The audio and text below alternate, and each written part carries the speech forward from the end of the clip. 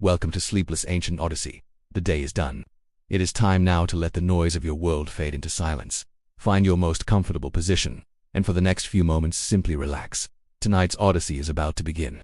Tonight our journey takes us to the Valley of the Kings, to a November day in 1922 when the Earth surrendered one of its most magnificent secrets. We will witness the moment when 3,000 years of silence were broken. We will walk among tomb robbers and archaeologists, and we will seek to understand whether a curse truly followed those who disturbed a boy king's rest. This is not merely history. This is the story of how humanity's hunger for the past can become both triumph and tragedy. Whether you are here for a story to captivate your mind, or a grand narrative to accompany you to sleep, your journey starts now. If you enjoy these odysseys, subscribe, and join us every time we travel to the past. Now, let us begin. The sun rises over the Valley of the Kings with a particular quality of light found nowhere else on Earth. Here in this desolate gorge carved into the limestone cliffs of the Theban hills, the ancient Egyptians buried their pharaohs in the belief that these barren rocks would guard them for eternity. The valley holds no vegetation, no comfort, no mercy from the heat that builds throughout the day until the very stones seem to shimmer with rage. For centuries, this place has been known to grave robbers and treasure seekers. The tombs, despite all the precautions of the ancient architects, have been violated again and again. By the early 20th century, most Egyptologists believe the valley has surrendered all its secrets. Every tomb of significance has been found, plundered, catalogued. The great discoveries, they say, belong to the past. But one man refuses to accept this conclusion. His name is Howard Carter, and on this November morning in 1922, he stands at the edge of what may be either his greatest triumph or his final humiliation. Carter is not a young man anymore. He is 48 years old, weathered by decades under the Egyptian sun, hardened by disappointment and the peculiar stubbornness that marks all true obsessives. For 6 years, he has been searching for a tomb that most of his colleagues believe does not exist, the burial place of a minor pharaoh named Tutankhamun. The name means little to most people. Tutankhamun ruled Egypt for only 9 years, dying around 1323 BCE when he was barely 18 years old. He accomplished no great military victories, built no magnificent temples, left no lasting mark upon the world. History has almost forgotten him, but Carter believes that this very insignificance might have protected the boy king's tomb from the robbers who emptied every other royal burial in the valley. Let us understand what drives a man to search for 6 years in the most inhospitable landscape imaginable. Carter is not a romantic. He is not driven by visions or mysticism. He is a methodical, sometimes difficult man, known for his exactitude and his unwillingness to compromise. But beneath this severity lies something else, a profound reverence for the ancient world, a conviction that the past deserves to be understood on its own terms, with patience and respect. His patron, Lord Carnarvon, is beginning to lose faith. The British aristocrat has funded Carter's excavations with considerable resources, and after 6 seasons of finding nothing but rubble and disappointment, he has informed Carter that this will be the final year. One more season, one more chance. Carter has chosen to focus his efforts on an unpromising triangle of ground near the entrance to the tomb of Ramesses VI. Previous excavators dismissed this area because digging here would block access to that larger, more impressive tomb, inconveniencing the tourists who visit the valley. But Carter's methodical mind has noted this patch of earth has never been properly excavated to bedrock. It is the last unexplored space in the valley. The work is brutal and monotonous. Carter employs a team of Egyptian workers who remove the ancient rubble basket by basket, revealing the limestone bedrock beneath. They find nothing. Days pass in clouds of dust and staggering heat. Nothing. The workers grow discouraged. Carter himself begins to wonder if the skeptics were right all along. And then, on the morning of November 4th, 1922, everything changes. One of the water boys, a young Egyptian whose name will be recorded as Hussein Abd el-Rasul, though some accounts give different names, is digging a small hole to anchor a water jar. His tool strikes something unusual, not rock, but something smoother, more regular. He calls to the workers who gather and begin to carefully remove the rubble. A step cut into the bedrock, a single stone step leading downward into the earth. Carter is summoned from wherever he has been supervising other aspects of the dig. We can only imagine the moment when he sees that first step. He has found many things in his career, but nothing that creates this particular quality of electricity in the air. The workers are already whispering. They know what this might mean. Carter orders them to continue, and they do so with renewed energy, working with the kind of care that ancient things demand. By the afternoon, they have revealed not just one step, but a dozen. And at the base of these steps, something that makes Carter's heart pound with a mixture of hope and disbelief. A sealed doorway. The entrance is covered with plaster that still bears the marks of ancient seals. Carter kneels before it, examining these marks with the intense focus of a man who knows that every detail matters. The seals show the jackal and 9 captives, the symbol of the royal necropolis. This is unquestionably a tomb of someone important, but whose Carter searches the seals for a name. In the failing light of that November afternoon, he finds it Tutankhamun, the obscure boy king, the pharaoh he has been seeking for 6 long years. The discovery should fill Carter with unalloyed joy, but instead, he is troubled. As his eyes adjust to the shadows in the stairwell, he notices something that makes his trained archaeologist's mind recoil with concern. The plaster of the doorway has been damaged and repaired. Someone has been here before. The tomb has been entered resealed, perhaps plundered in antiquity. Still, the seals are royal. Whatever lies beyond this door must be significant enough that the ancient authorities deemed it worthy of resealing, and the very fact that the entrance was hidden beneath rubble from a later tomb suggests that whatever violation occurred happened long ago, perhaps shortly after Tutankhamun's burial, and that the tomb has lain undisturbed for 3,000 years since. Carter faces an agonizing decision. Every fiber of his being wants to break through that door immediately, to see what lies beyond. But he is, above all else, a professional. Lord Carnarvon has funded this expedition, and Carnarvon deserves to be present for the opening. Moreover, Carter knows that whatever lies beyond this door must be documented with meticulous care. There will be no second chances. With superhuman discipline, Carter orders the stairway refilled with rubble to protect it until Carnarvon can arrive from England. He sends a telegram that will become famous in archaeological history. At last have made wonderful discovery in valley. A magnificent tomb with seals intact. Recovered same for your arrival. Congratulations. Then he waits. The days that follow are an exquisite torture. Carter knows that he has found something significant, but he does not yet know what. He occupies himself with preparations, arranging for photographic equipment, conservation supplies, and the necessary permissions from the Egyptian government. But his mind constantly returns to that sealed doorway, to the question of what lies beyond. Lord Carnarvon receives the telegram on November 6th and immediately begins preparations to travel to Egypt. He will bring his daughter, Lady Evelyn Herbert, who has accompanied him on previous trips to the valley. The journey from England to Egypt takes time in which Carter's discovery becomes the subject of intense speculation and rumor in the archaeological community. On November 23rd, Carnarvon and Lady Evelyn arrive in Luxor the next day. They join Carter in the valley, and the workers begin to clear the stairway once more. This time, they work swiftly, knowing what they will find. By afternoon, the entire stairway stands revealed, 16 steps leading down to the sealed doorway. Now, in better light and with Lord Carnarvon present, Carter examines the seals more carefully. His earlier observation is confirmed. The upper portion of the doorway shows evidence of 2 separate openings and reseals, but the lower portion appears intact, which suggests that the ancient intruders did not completely empty the tomb. Something remains.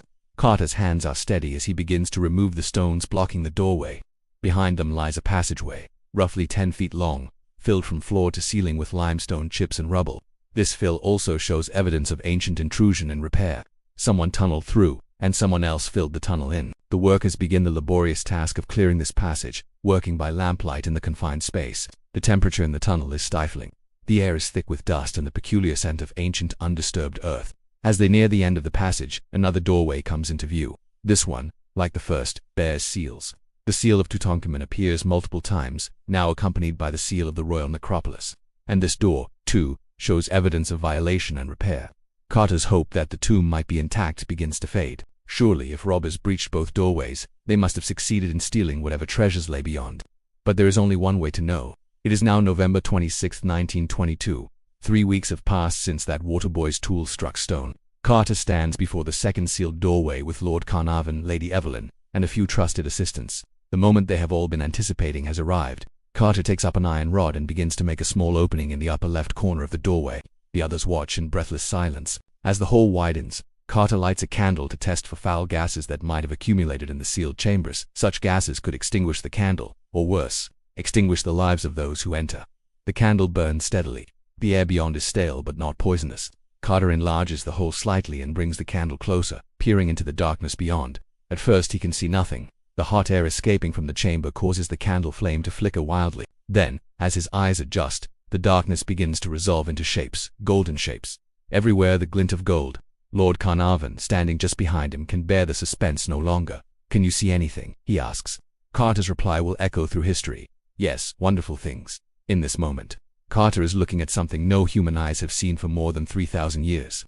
The chamber beyond is not large, roughly 12 feet by 26 feet, but it is packed with an astonishing profusion of objects. There are gilded couches in the shapes of fantastic animals. There are chairs and boxes and chests.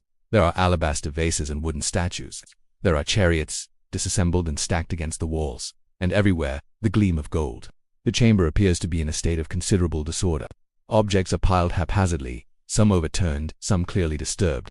The footprints of the ancient robbers are still visible in the dust of the floor, preserved for 3 millennia. But despite this evidence of theft, the sheer quantity of objects remaining is staggering. Carter and Carnarvon widen the opening and insert an electric lamp, flooding the chamber with light. The effect is overwhelming. The golden couches seem almost alive, their leonine and bovine heads regarding the intruders with an expression that might be surprise, or warning. The walls themselves are undecorated, which confirms that this is not the burial chamber but an antechamber, a storage room for the grave goods that would serve the pharaoh in the afterlife. If this is merely the antechamber, what might lie beyond? Carter's trained eye quickly assesses the scene. The disorder is not as extreme as it first appeared. The ancient robbers clearly did enter this room. The broken seal on the doorway proves that, but they appear to have been interrupted, perhaps caught in the act. The tunnel they dug was hastily refilled, and the seals restored. The priests of the necropolis then attempted to tidy the chamber, but they did not have time or perhaps the inclination to restore everything to its original order. Most importantly, Carter notices another sealed doorway in the far wall, guarded by 2 life-size statues of the king. This door also shows signs of having been breached and resealed. What lies beyond it must be the burial chamber itself. But Carter does not rush forward. He has waited 6 years. He can wait a little longer. The chamber before him demands proper documentation before anything else is done. Every object must be photographed in place, catalogued, carefully removed and conserved. This work will take months, perhaps years. The next morning, Carter and his team begin the painstaking process of emptying the antechamber. They set up a conservation laboratory in the tomb of Seti II. Nearby, they arrange for a photographer, Harry Burton, to document everything. They install electric lighting here, a remarkable innovation in 1922, particularly in this remote valley. As the work progresses, the true magnificence of the find becomes apparent. There are 3 great couches there, sides fashioned in the shapes of the goddess Amut with the head of a crocodile, the body of a leopard and the hindquarters of a hippopotamus, the cow goddess Mehetuaret, and a composite creature combining leonine and hippopotamus features. Each is gilded and inlaid with precious materials. There are 4 dismantled chariots. They were overlaid with gold, their surfaces decorated with scenes of the king in triumph over his enemies. There are beds and chairs, including a small throne covered entirely in gold leaf, its back panel showing Tutankhamun and his queen Ankhesenamun in an intimate domestic scene rendered with remarkable tenderness. There are boxes containing everything from jewelry to boomerangs, from sandals to shabtis, the small servant figures meant to perform labor for the deceased in the afterlife. There are oils and unguents in alabaster jars, still containing their ancient contents. There are musical instruments. There are weapons. There are ceremonial staffs and fans made from ostrich feathers that have somehow survived 3,000 years. And there are the flowers. Someone, perhaps his young widow, perhaps his sister, perhaps a servant who loved him, placed a small wreath of flowers on one of the shrines. The flowers have long since dried to a brown papery fragility, but they remain, a gesture of grief that transcends the centuries. Each object tells a story. The small throne was made for a child, suggesting it dates from Tutankhamun's childhood before he became pharaoh. Some of the boxes contain items clearly meant for other members of the royal family, their names hastily erased, and Tutankhamun's substituted evidence of the haste with which this burial was prepared. The young king died unexpectedly, and those who arranged his funeral used whatever royal goods were available, even items intended for others. As the weeks pass and the antechamber slowly empties, Carter becomes aware that the discovery is creating a sensation beyond anything he anticipated. News has spread around the world. Telegrams arrive daily from museums, universities, newspapers, all clamoring for information. Tourists flood to Luxor hoping for a glimpse of the tomb. The Egyptian government becomes increasingly protective of its rights to the treasure. Lord Carnarvon, seeing an opportunity to recoup some of his investment, sells the exclusive rights to the story to the Times of London.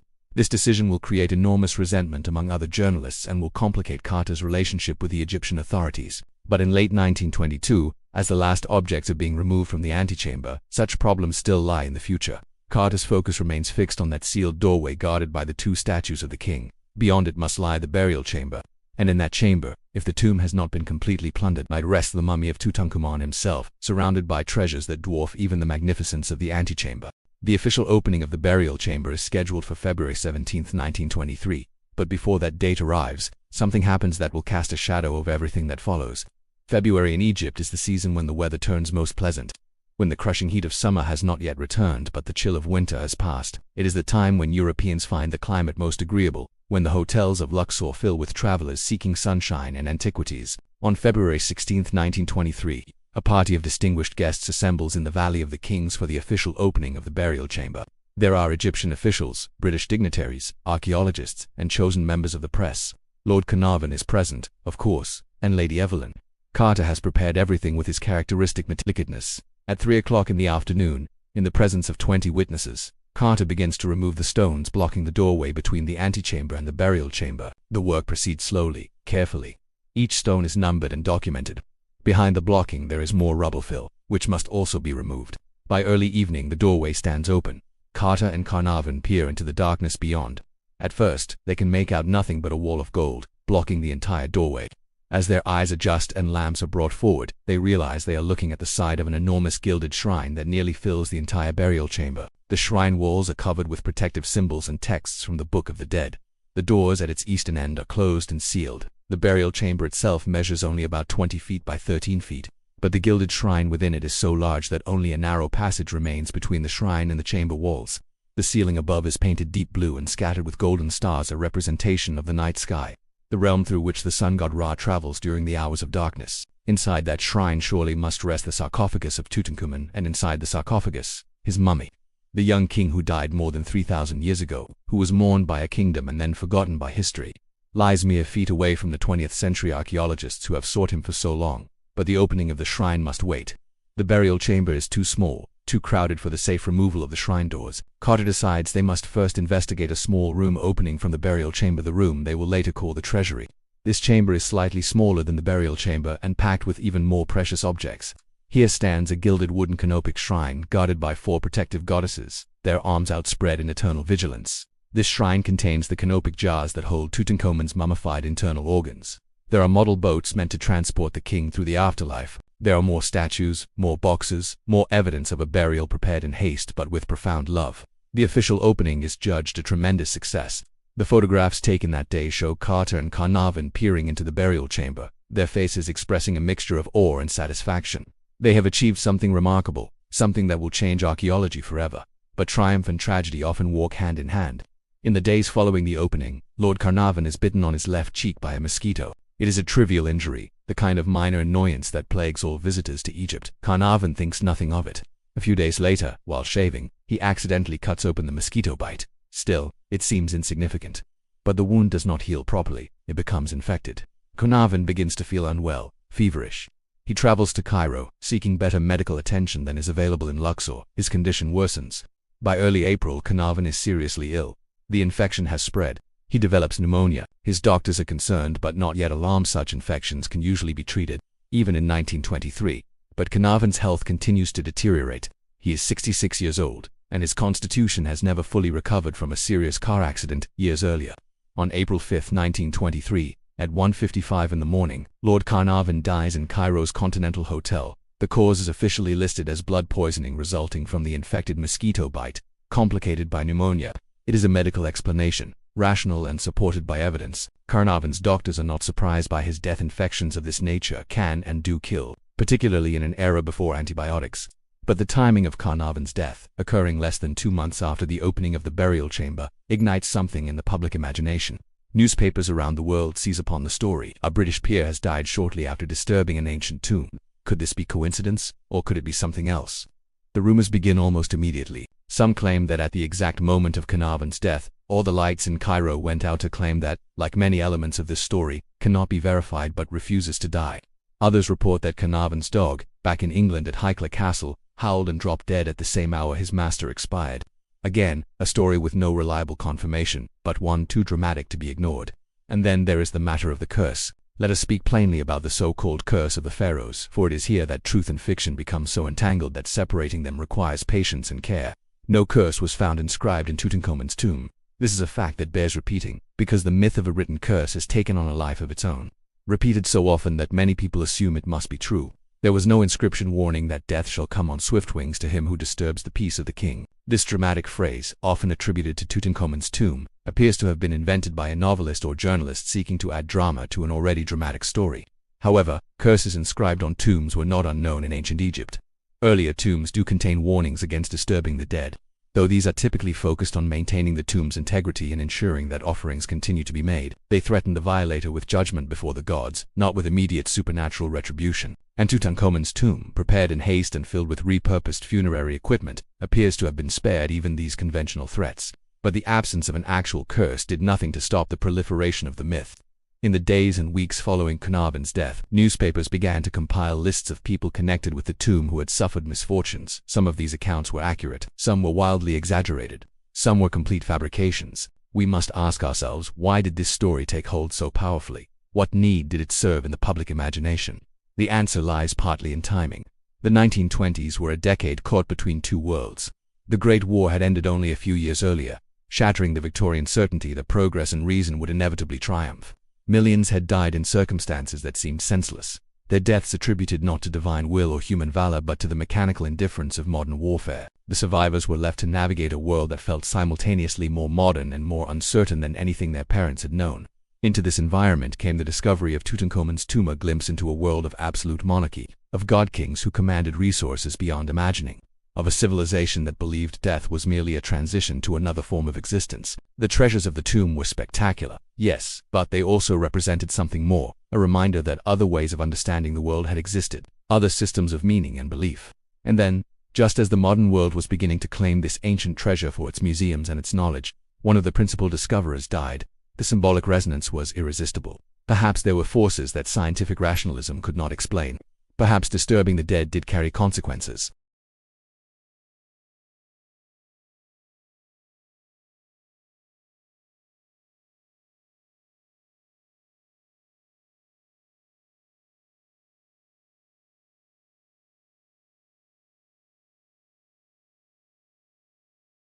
Arthur Conan Doyle, the creator of Sherlock Holmes and a noted spiritualist, suggested publicly that Carnarvon's death might have been caused by elementals created by Egyptian priests to guard the tomb. This pronouncement from the era's most famous detective fiction author added literary weight to the supernatural theory. The stories multiplied. It was claimed that 22 people present at the opening of the tomb had died within a few years.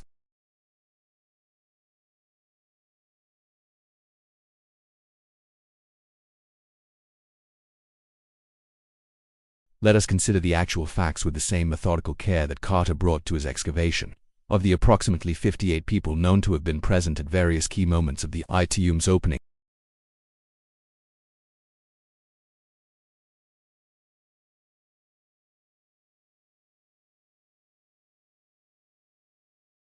Lord Carnarvon died, yes, but his death from an infected mosquito bite, while tragic, was not mysterious. Such infections killed many people in the pre-antibiotic era. Arthur Mace, an archaeologist who assisted Carter, died in 1928, but he had been suffering from pleurisy for years before the tomb was discovered. George J. Gould, an American financier who visited the tomb, died of pneumonia a few months after his visit, but he had visited Egypt precisely because he was already in poor health and hoped the climate would help. Meanwhile, the key figures in the discovery lived long, productive lives. Howard Carter himself died in 1939 at the age of 64. Having spent 17 years working on the tomb, he lived for 16 years after Carnarvon's death, plenty of time for any curse to manifest. Lady Evelyn Herbert, who entered the tomb before anyone except Carter and her father, lived until 1980, dying at the age of 79. Dr. Douglas Derry, who performed the autopsy on Tutankhamun's mummy, lived to be 87.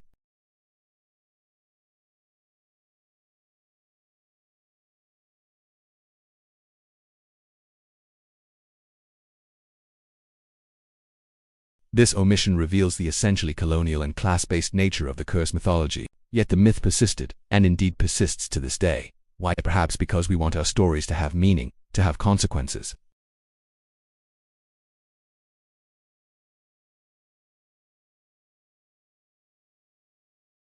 The curse narrative restores a kind of cosmic justice, suggesting that the ancient world retains some power over the modern, that the dead are not entirely helpless before the living.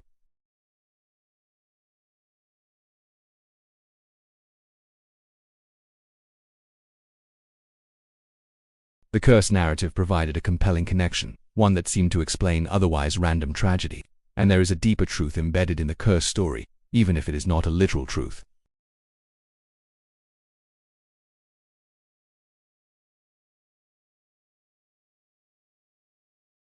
But they still removed treasures from the place they had rested for 3,000 years, scattered them to museums across the world, separated the young king from the goods meant to accompany him to eternity.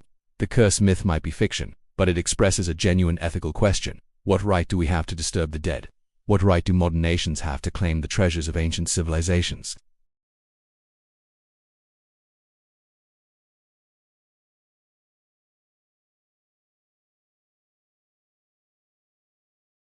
It makes us pause and consider the ethics of archaeology, the relationship between past and present, the question of what we owe to the dead. But there is another aspect to this story that deserves our attention. For while the curse may be a myth, there were real dangers in Tutankhamun's tomb, dangers that had nothing to do with ancient magic and everything to do with biology.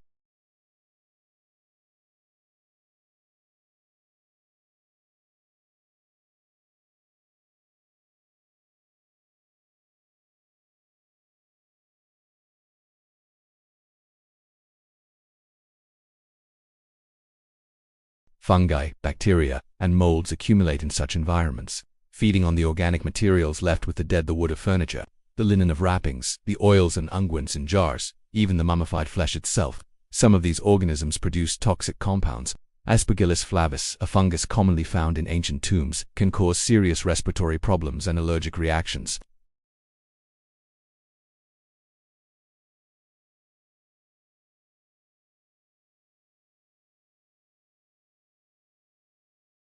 When a sealed tomb is opened, these organisms are suddenly exposed to fresh air and can become airborne. Anyone entering the tomb breathes them in an era before protective equipment was standard in archaeology.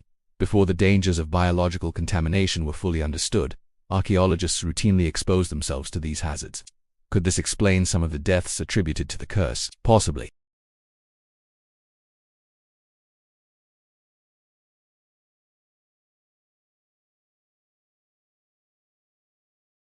Arthur Mace's respiratory problems could have been exacerbated by breathing tomb air.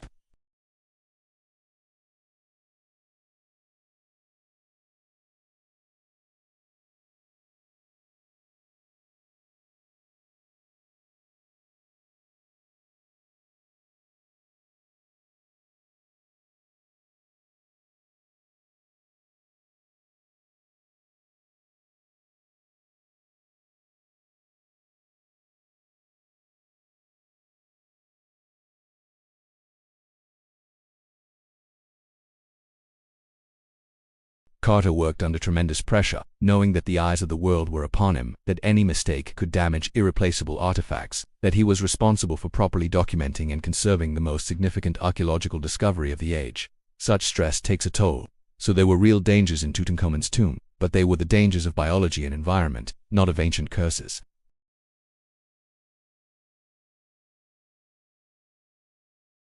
If anything, it underscores their dedication that they persevered in conditions that were genuinely hazardous to their health. But let us return to Carter himself, for his story in the years following the initial discovery is one of triumph shadowed by conflict. The opening of the burial chamber in February 1923 was only the beginning of Carter's work.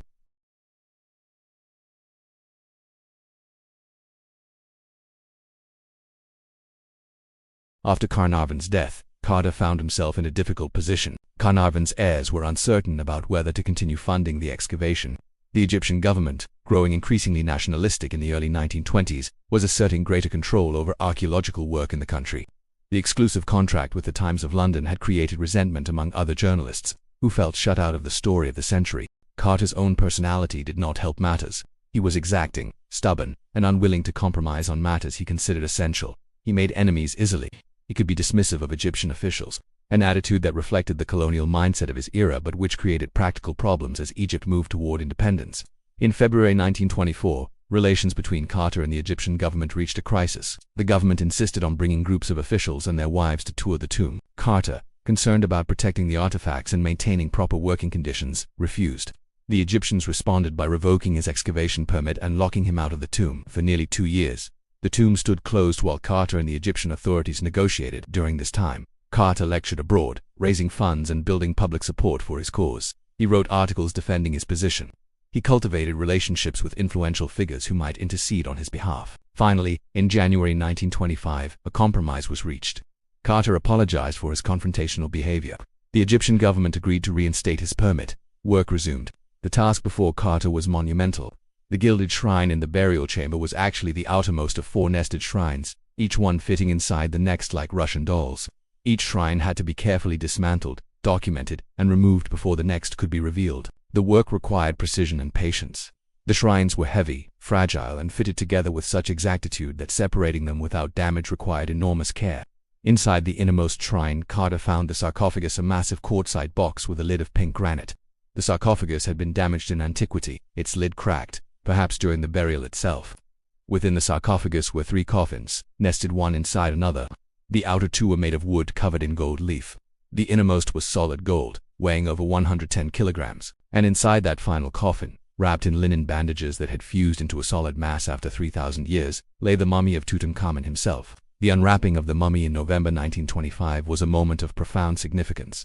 Here, finally, was the young king whose tomb had consumed so much time, so much effort, so much passion. Dr. Douglas Derry, professor of anatomy at Cairo University, performed the examination with Carter observing. What they found was the body of a young man, approximately 18 years old at death, roughly 167 centimeters tall. The mummification had been performed hastily. The quality of preservation was not as fine as that achieved for other pharaohs. The body had been severely damaged during mummification and again by the solidified unguents that had been poured over the mummy in tremendous quantities. Tutankhamun's skull showed a hole in the back, which initially led to speculation that he had been murdered. Later analysis would suggest this was likely made during mummification. The king's left leg showed signs of a break that had occurred shortly before death. Had this injury led to his early demise? Or had he been suffering from other ailments? Modern scientific analysis, using technologies unavailable to Carter, has suggested that Tutankhamun may have suffered from malaria, bone disease, and a clubfoot. His death might have resulted from a combination of factors: an infection following the broken leg, complicated by malaria and a weakened constitution. Or it might have been something simpler: a fall from a chariot perhaps, a riding accident, an infection that spread before the ancient physicians could contain it. We will never know with certainty how Tutankhamun died, but we know how he was mourned. The haste of his burial, the repurposed equipment, the evidence of genuine grief in those dried flowers all suggest a young man who died unexpectedly and was genuinely loved by those who buried him. Carter continued his work through the late 1920s and into the early 1930s. Every object had to be carefully removed, conserved, documented, and catalogued. There were over 5,000 individual items in the tomb. Each required attention, care, and respect. The work was exhausting, frustrating, and ultimately triumphant. By 1932, a decade after the initial discovery, Carter had completed the excavation and recording of everything in the tomb. He had created the most detailed archaeological record ever made. Setting new standards for the field, he had ensured that the treasures were properly conserved and protected for future generations. But Carter received little recognition for this achievement. He was never knighted by the British government, despite the magnitude of his discovery. His relationship with Carnarvon's widow remained difficult. The Egyptian government, while grateful for his work, never fully forgave his earlier high-handedness. Carter spent his later years in relative obscurity, living in London, occasionally lecturing, working on the publication of the tomb records. He died in 1939, just as the world was descending into another catastrophic war. Only a handful of people attended his funeral. The obituaries were brief.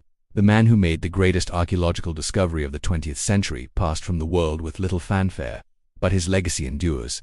The treasures of Tutankhamun's tomb continue to captivate millions. The golden death mask of the boy king has become one of the most recognizable images in the world, a symbol of ancient Egypt's glory and mystery. And the tomb itself, that small series of chambers cut into the limestone of the Valley of the Kings, remains a testament to the extraordinary persistence of human memory. We remember Tutankhamun not because of what he accomplished in life, or he accomplished little, but because of the love with which he was buried, the care with which his tomb was hidden, and the determination with which Howard Carter sought him across 6 long years of disappointment. Let us now turn our attention to Tutankhamun himself, to the young man whose death and burial set all these events in motion. Who was he? What can we know about his brief life? He was born around 1341 BCE, during one of the most turbulent periods in Egyptian history. His father was Akhenaten the Pharaoh, who attempted to revolutionize Egyptian religion by abandoning the traditional pantheon of gods in favor of worshipping a single deity, the Aten, the sun disk. This religious revolution created enormous upheaval. The traditional priesthoods lost their power. The capital was moved from Thebes to a new city, Ankhesenamun, built in the desert to honor the Aten. Tutankhamun was originally named Tutankhamun, meaning living image of the Aten. His mother was likely one of Akhenaten's wives, possibly Kia, though some scholars believe she may have been Nefertiti herself. The evidence is fragmentary, and the family relationships of this period remain subjects of scholarly debate. When Tutankhamun was around 8 or 9 years old, his father died. Akhenaten's religious revolution died with him. The boy who would become Tutankhamun ascended to the throne at an age when most children are learning to read and write, to ride horses and shoot arrows. He was king of the most powerful nation on earth, and he was a child.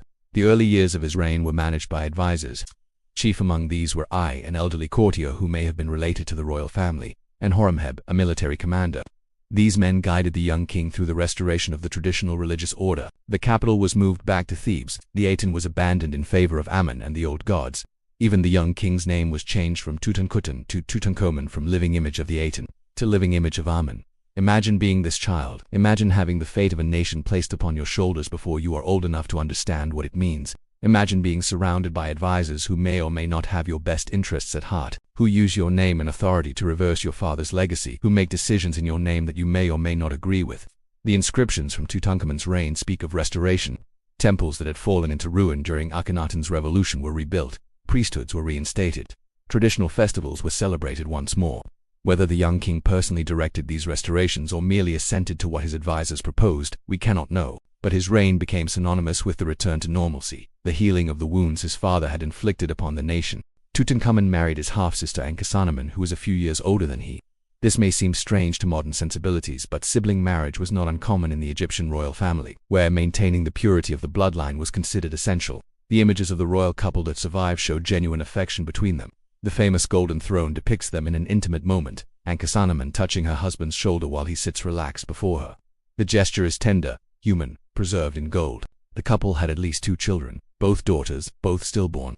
Their tiny mummified bodies were found in Tutankhamun's tomb, placed there so that the family might be reunited in the afterlife. These small coffins, the smallest artifacts in the tomb, are among the most poignant. They speak of private grief, of hopes unfulfilled, of a young couple who experience the same heartbreaks that parents have endured across all ages. As a king, Tutankhamun appears to have been competent, if not exceptional. Egypt's borders remained secure during his reign. Trade flourished. The economy recovered from the disruptions of his father's religious revolution. He participated in military campaigns, or at least his name was associated with them. Though, as a young man with a club foot and other physical ailments, his actual participation in combat was likely limited. And then, around 1323 BCE, he died. He was approximately 18 years old. The specific cause of his death remains unknown despite modern scientific analysis of his remains. The broken leg found by Dr. Derry might have led to an infection, or malaria might have weakened him fatally, or it might have been something else entirely. Some combination of factors that 3,000 years of time has rendered impossible to determine with certainty.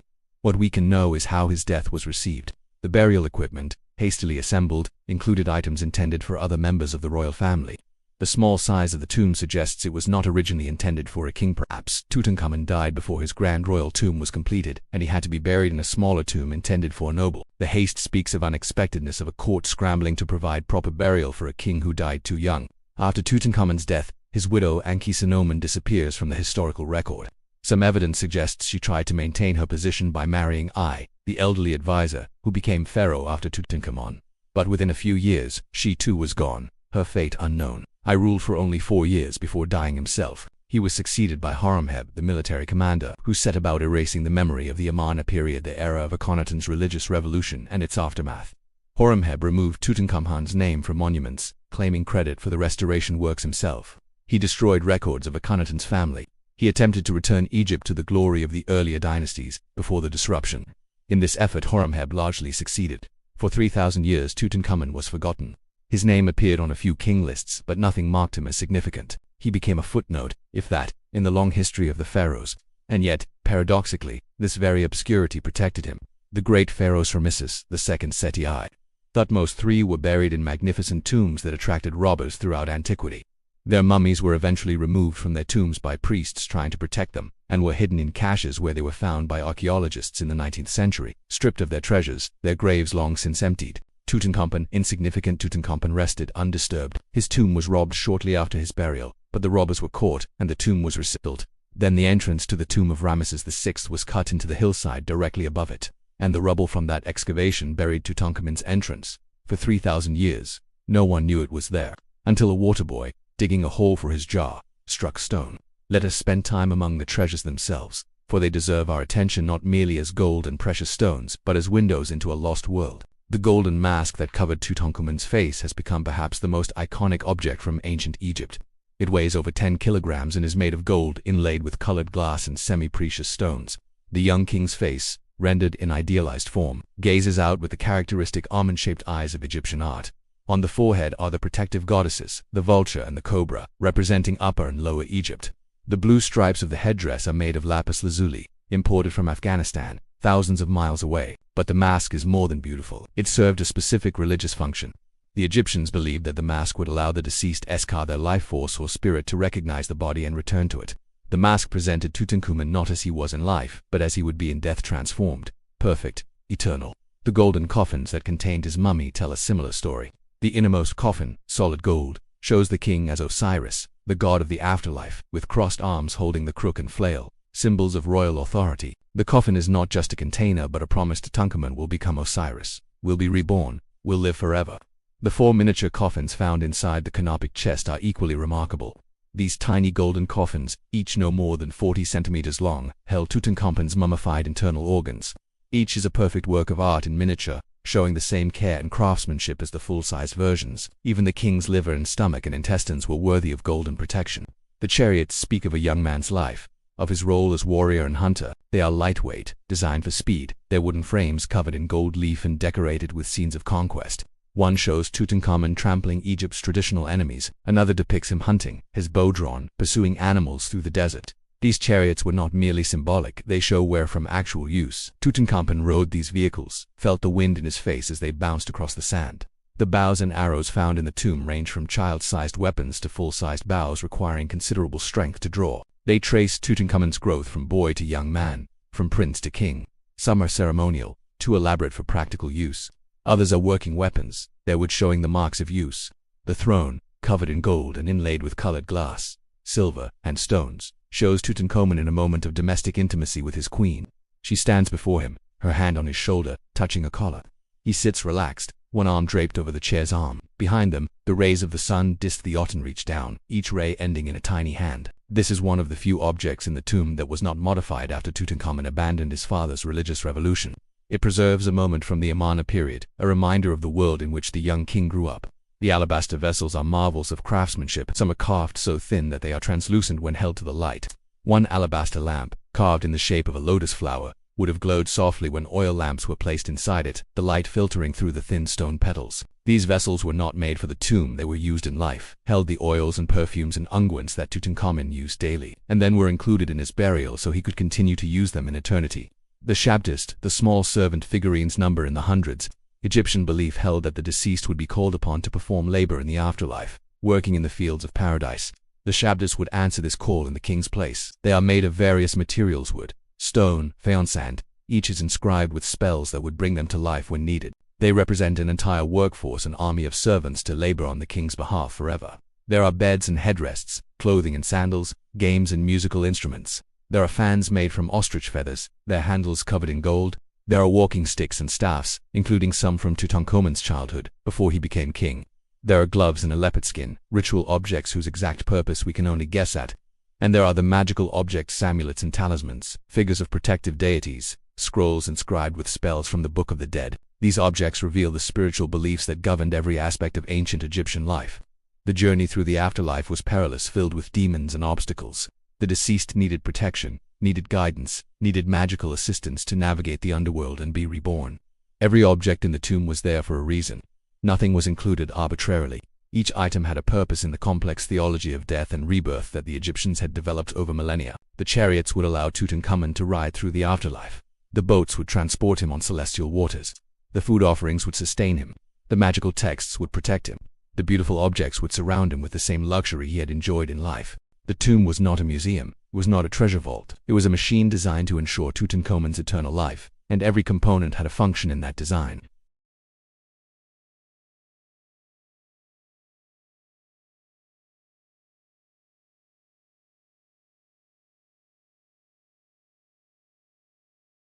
More than a century has passed since Howard Carter made his wonderful discovery. The treasures of Tutankhamun have traveled the world, exhibited in museums on every continent, seen by hundreds of millions of people.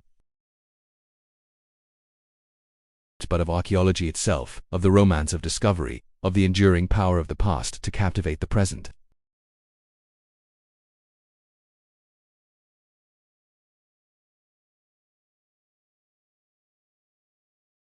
Because the tomb was largely intact, because it was excavated with such meticulous care, we can see not just royal treasures but everyday items, not just ceremonial objects but personal possessions.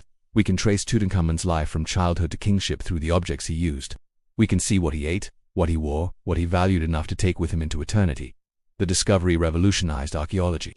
Carter's insistence on proper documentation, on photography, on conservation, set new standards for the field.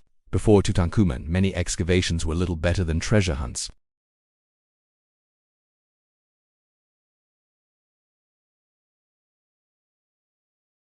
The discovery also raised ethical questions that continue to resonate. Who owns the past? Should treasures found in Egypt remain in Egypt, or does their global cultural significance justify their display in museums around the world? What responsibility do we have to the dead? Is it grave robbery if it's done in the name of science? These questions have no simple answers. Egypt has long sought the return of Tutankhamun's treasures. arguing that they are part of Egyptian national heritage and should be displayed in Egypt. Museums housing Egyptian collections argue that they preserve these objects for all humanity, that they make them accessible to people who could never travel to Egypt. Both arguments have merit.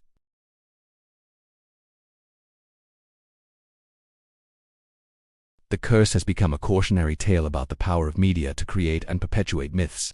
It demonstrates how easily fiction can be woven into history, how a good story can overwhelm facts, how human beings seek meaning and pattern even in random events. Modern scientific study of Tutankhamun continues. His mummy has been CT scanned, DNA analyzed, examined with technologies Carter could never have imagined. Each new study reveals fresh details about his life, his health, his family relationships, his death, and each new study generates new controversies, new debates, new interpretations. In 2019, analysis suggested that Tutankhamun's tomb may contain hidden chambers, possibly including the burial of Nefertiti herself. Ground-penetrating radar surveys were conducted. The results were inconclusive. The mystery continues, drawing archaeologists and treasure hunters and romantics to the Valley of the Kings still, a century after Carter's discovery. The tomb itself remains in the valley, though the treasures are long gone to Cairo's Egyptian Museum. Visitors can descend the 16 steps, walk through the antechamber and burial chamber, see the place where Tutankhamun rested for 3,000 years.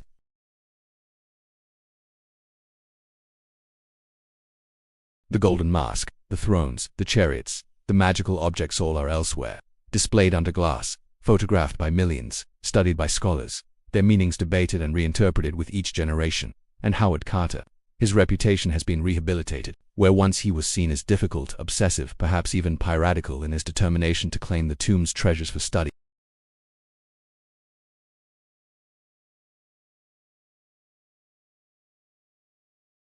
His meticulous records remain essential resources for understanding the tomb.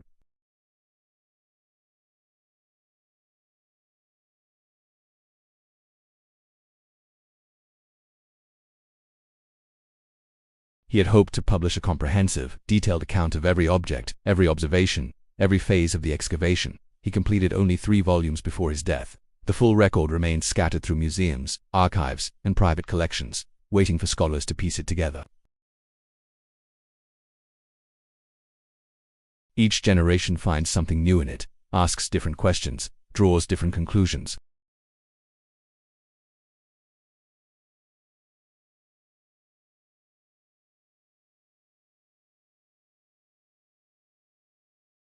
As our odyssey draws to a close, let us return once more to the valley, to the tomb, to the young king who rests there still, not in body.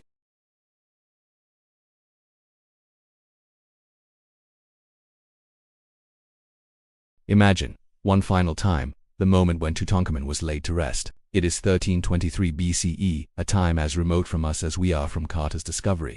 The funeral procession winds through the Valley of the Kings, the mummy of the young king carried on a boat-shaped bier, followed by mourners, priests, officials of the court. The widow Ankhesenamun is there, watching as they take her husband into the earth. Perhaps she weeps. Perhaps she maintains the regal composure expected of a queen. But at some point she places flowers on the shrine, dried flowers that will last 3,000 years, a gesture of love or grief or duty that transcends the ages.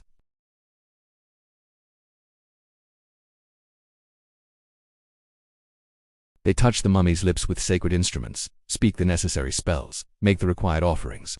They place the treasures in the tomb, arranging them carefully, or perhaps hastily, given the evidence of disorder Carter found. They seal the doors, apply the sacred seals, fill the entrance corridor with rubble, and then they leave.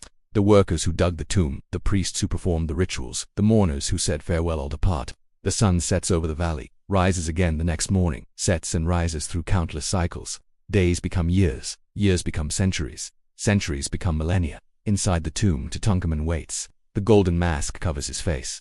The magical texts surround him. The treasures lie ready for his use. He has everything he needs for the journey through the underworld, for the trials he will face, for the judgment before Osiris where his heart will be weighed against the feather of truth. The ancient Egyptians believed death was not an ending but a transformation.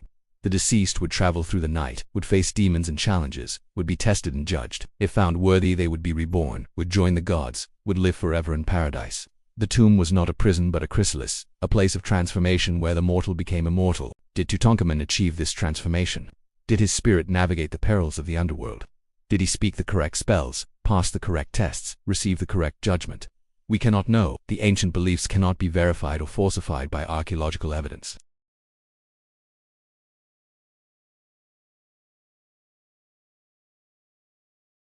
he has lived for 3,000 years in the memory of humanity. His name is known across the world. His image is recognized by millions who could not name a single other ancient Egyptian king. And in this way, the ancient promise has been kept. Tutankhamun does live on, not in some mystical afterlife, but in the very real world of human memory and meaning. The treasures that were meant to serve him in paradise instead serve to remind us of who he was, how he lived, how he was loved and mourned. The curse, we have seen, was a fiction, but the truth it pointed toward was real. Disturbing the dead does have consequences, not supernatural ones, but ethical, cultural, and personal. Carter spent the rest of his life defending his work on the tomb. The treasures became subjects of international dispute. The very meaning of archaeology changed in response to the discovery. These are the real consequences of opening Tutankhamun's tomb. Not deaths and misfortunes attributed to ancient magic, but questions about our relationship to the past, about who owns history, about what responsibilities we bear to those who came before us. As you drift toward sleep tonight, or if you remain wakeful contemplating the story you have heard, consider this: Tutankhamun's greatest achievement may have been simply dying young and being mourned by those who loved him. His tomb, his treasures, his immortality all flow from that single fact. He was a minor king who accomplished little, but he was buried with care and love, and that care, that love, preserved him for the ages. We seek meaning in ancient curses, in supernatural retribution, in patterns that connect random deaths. But the true meaning lies in something simpler and more profound. We honor the dead, not because we fear them, but because we were them, because we will be them, because in honoring them we honor the human experience itself, the love, the grief, the hope for something beyond the darkness. The Valley of the Kings lies quiet tonight, as it has lain for millennia. The tourists have departed. The guides and guards have gone home. The sun has set, and the valley belongs once more to the stones and the stars and the spirits of the ancient dead. Tutankhamun rests there still, in the place where his body was laid 3,000 years ago. The treasures are gone, scattered to museums across the world, but the tomb remains a testament to the enduring human hope that death is not the end, that love can transcend time, that we can be remembered. This is his true immortality, and it is real. As long as we tell his story, as long as we wonder about the boy king who died too young, as long as we seek meaning in the golden treasures and ancient mysteries, Tutankhamun lives. The curse was a fiction, but the magic was real. The magic of memory, of discovery, of the enduring power of the past to speak to the present. That magic endures still, a century after Carter's wonderful discovery. And now, our odyssey is complete. You have walked with us through the valley, stood with Carter before the sealed door, gazed upon the golden treasures, contemplated the mysteries of curse and consequence, death and memory. Whether you have stayed awake through this entire journey, or whether you have drifted into sleep somewhere along the way, the story has been told. The boy king has been remembered once more. The ancient world has touched the modern world once again. Rest now, if you can. Dream, perhaps, of golden masks and sealed tombs, of patient archaeologists and forgotten kings, of the valley where the sun rises over limestone cliffs and sets over the realm of the dead. The story is done, the day is done, and Tutankhamun, having waited 3,000 years to tell his tale, can wait a little longer, secure in the knowledge that he will not be forgotten, that his name will echo down through generations yet to come, that the young king who accomplished so little in life has achieved, in death, a kind of immortality. Sleep well. The ancient Odyssey continues. But for tonight, at least, your journey through the past is complete. The treasures gleam in their museum cases. The tomb stands empty in the valley. And somewhere, beyond the reach of archaeology and history, perhaps the boy king smiles, knowing that he has, in his own way, defeated death after all. The end, and the beginning, for the past is never truly past, and the dead, in their own way, are never truly gone. Good night.